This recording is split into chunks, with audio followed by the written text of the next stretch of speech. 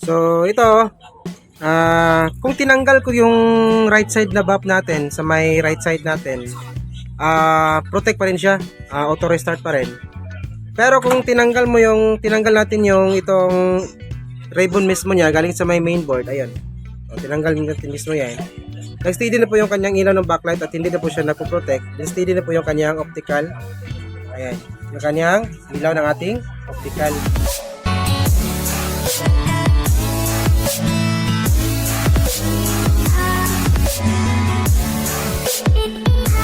Ayan, magandang araw sa inyo lahat mga paps, and welcome back sa ating channel, no? And for today's video, meron tayong gagawin ngayon isang Samsung na ano siya, scrollless type. Yan, no? Scrollless type yung kanyang lock. So medyo mahirap din tong buksan ng mga itong unit kapag hindi mo man na-experience na, pero pag alam mo na kung paano ito buksan, yung mga pamamaraan sa pagbukas ito is madali na lang siya. And yung problema nito is ano siya, protect, auto restart yung problema niya. So ang ginawa natin, yung model pala nito is kasi yung cover na nasa labas, lalagay na natin sa may description natin, no. Yung unang ginawa natin is naghang tayo sa may right side natin, kasi sa right side lang tayo pwede mag-isolate kung mga ganitong design, no. Ayan, no. Meron siyang isang LVDS cable galing sa may mainboard papuntang top board natin, papuntang panel. Ayan, no. So isang side lang yung pwedeng isolate natin nito, dito sa may right side. So nung tinanggal natin yung right side is ganun pa rin yung problema niya, auto restart at saka protect pa rin, on and off problem, no. So nung tinanggal natin yung mismong LVDS cable natin na galing sa may mainboard, so nag-steady na po yung kanyang ilaw, hindi na po siya napoprotect. Po siya, tuloy-tuloy na po yung kanyang paganda, yun, no? Yung kanyang ilaw ng ating optical. So ito yung kapag normal yung isolation, mag-steady po yung ilaw nito, hindi po ito mamamatay. Pero wala po yung picture yan. Wala po yung picture. So medyo kalat ng visa natin. So sa may mirror, walang picture yan kasi nga tinanggal natin yung mismong LVDS cable niya. So yung gagawin natin ngayon, kasi kung maihang natin yung right, gano'n pa rin yung problema. So ibig sabihin yan, dito sa may left yung problema. So, tingin ko lang. So ang gagawin natin ngayon, meron naman to naka-label dito. Ayan, meron naka-label siya, ST, LC1 at saka LC2. So yung LC1 at saka LC2 at saka ST, yan lang yung may connecting link na resistor na nakalagay. Yung ST1 natin 00 yung number. Tapos yung LC1 LC2 natin, yung connecting resistor niya is siya, 821. So no, tines natin 0.8 key ohms yung reading na kuha natin, no. And the rest yung kanyang clock. Ayan, clock 1, CKB1 hanggang CKB8. Ayan. So wala po siyang connecting link, nakadirekta po yan. Direkta po yung kanyang linya. So kailangan natin gawin ito, kung dito sa may clock yung problema, cutting method.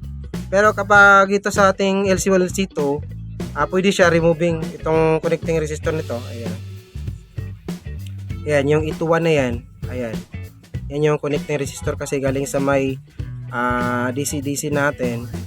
Pwede natin i-hang yan, tapos check natin kung magka-display ba yung unit natin. So ano gagawin natin, yung ituwan muna na resistor na yan, yung i-hang natin, ibabalik natin yung LVDS cable natin kung hindi pa siya mapoprotect, no. So yun yung gagawin natin ngayon. So wait lang at pabalik tayo kapag nagawa na natin yung may-hang na natin yung dito yung kanyang LC1 LC2.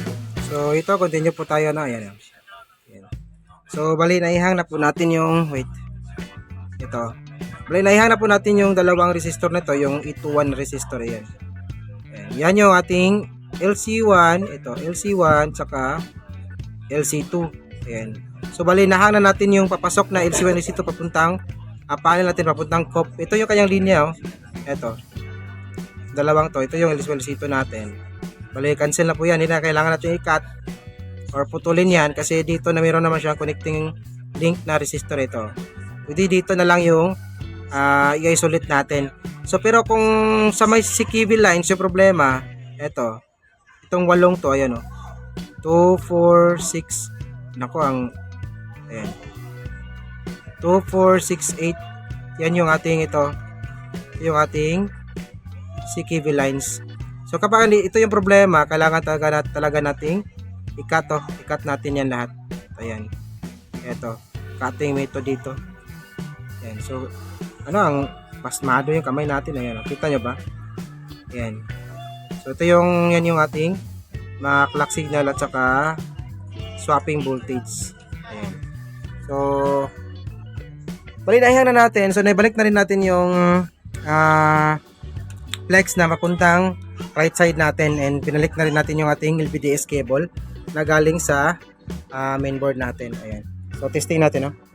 Saksak. So, punta tayo. Dito tayo sa may mirror natin. Ayun! Napapansin nyo ba? Parang may nakita akong logo ng QLED. Ayan. So, ayun. Ayun, no? So, medyo makalat kasi yung mesa natin. So, wait lang. Nakaharang yung ating orders. Ayan, no? So, pasensya na kayo. Medyo makalat talaga yung mesa natin. So, nung mahang natin yung E21 na resistor,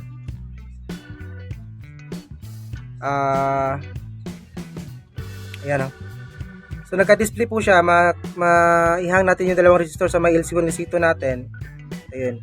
Nagka-picture po siya. Ayan. So, tsaka makinis yung kanyang display. Ayan, no? So, natumbok natin yung problema niya. Yung problema niya is yun sa ating swapping voltage yung LC1, LC2. Ayan, no? So, nihinang na natin yung resistor dito para may cancel yung linya ng ating LC1, LC2 papuntang panel. And yun, naka-display na siya. So, dapat kasi pag mga ganito, dapat mo siyang i-cut din sana yung clock 1 at CKB1 hanggang CKB8 kasi makakatabi yung linya na yan. Pero ito, try lang muna natin na dalawa yung i-cut natin yung swapping voltage muna yung LC1, LC2. Wag na nating pakialaman yung CKV lines niya baka sakaling tatagal yung unit natin. Kasi kung nag-back job to, meron pa tayong option na tatanggalin natin yung kanyang mga CKV lines or clock signal. So, i-observe na natin to na mga ilang oras siguro bago natin ipaalam sa may-ari. So, meron tayong mga 4 hours testing na bago natin ipaalam sa may-ari yung unit na normal na siya. So, meron naman tayong 3 months warranty.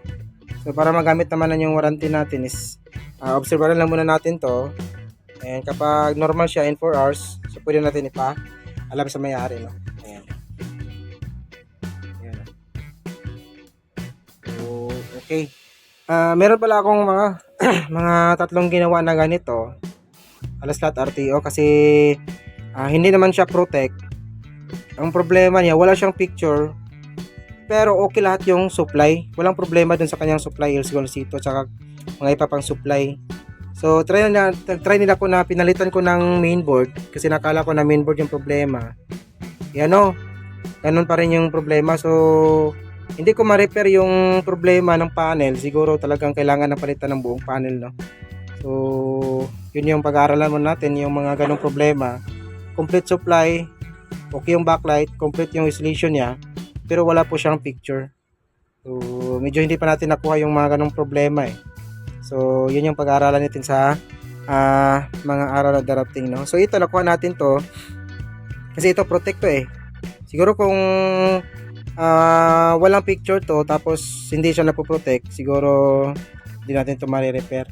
Kasi wala pa tayong experience na ganong problema eh. Hindi pa natin nakuha yung mga ganong problema, no? Ayan. So, hanggang dito lang siguro yung video natin. And sa pagbukas pala nito, siguro gagawa ako ng video. Yung actual talaga, yung full video talaga kung paano to buksan. Kung ano yung paraan natin, ano yung mga ginagamit natin. Pero sa susunod na video na siguro. Kasi bibili pa tayo ng wireless microphone para makapagsalita tayo habang binibidyohan. Ayan. So, yun o. Normal pa rin yung unit natin. No? Ayan. So, hanggang dito lang yung video natin mga paps. And maraming salamat pala sa mga nasyagaw nanood. No? Shoutout nga pala sa lahat natin mga kaibigan na kapwa technician sa kagrupo natin mga electronics technician. No? Shoutout sa inyong lahat mga idol. And hanggang sa muli natin pagkikita. Paalam!